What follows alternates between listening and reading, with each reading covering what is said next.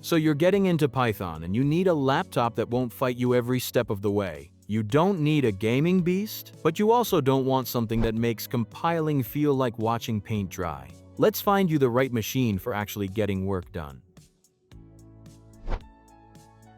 The Lenovo ThinkPad is the programmer's laptop, honestly. This thing feels built for long coding sessions. You get a solid processor with plenty of cores, enough RAM to keep multiple projects open without sweating, and that keyboard is actually keyboard. Like the travel, the feedback, it just feels right when you're typing for hours.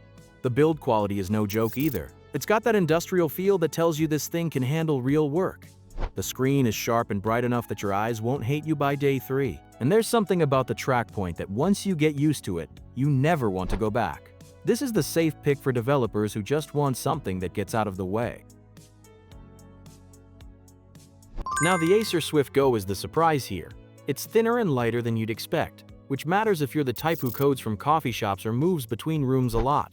The processor is modern and snappy, handles everything you throw at it without any lag. Where this really shines is the screen and battery life. You're looking at a full day of work without hunting for an outlet. The display is genuinely nice to look at, colors pop, and the brightness is solid even if you're working near a window. It's also way more portable than the Lenovo, which sounds minor until you're actually carrying it every day. The trackpad is smooth, typing is comfortable, and it just feels like a laptop that respects your time. The Dell XPS is the premium pick here, and it's premium for a reason. The design is gorgeous, like seriously. It's just a beautiful laptop to look at and use every day. The processor is fast, RAM is plenty, and the solid-state drive screams. Opening projects, jumping between files, running tests, it all just happens instantly.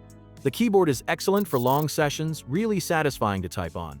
The screen is bright and accurate, which is great if you care about your code looking good. It's more compact than you'd think for the screen size, so it travels well. The main thing is it feels like the laptop that makes coding feel like a premium experience, even when you're debugging something at midnight. So here's the breakdown. If you want the most reliable keyboard-first built-to-last machine, go Lenovo. If portability and all-day battery are your main concerns, the Acer is hard to beat. And if you want the best overall experience and don't mind the premium feel, the Dell is where it's at. All three handle Python development smoothly. It really comes down to what matters more to you in your daily workflow. Honestly, for most Python developers, I'm going with the Lenovo.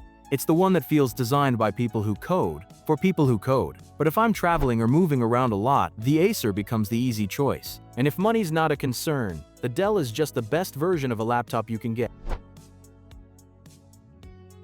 Let me know which one you'd pick in the comments. And if you found this helpful, hit that like and subscribe for more tech that actually matters. Thanks for watching.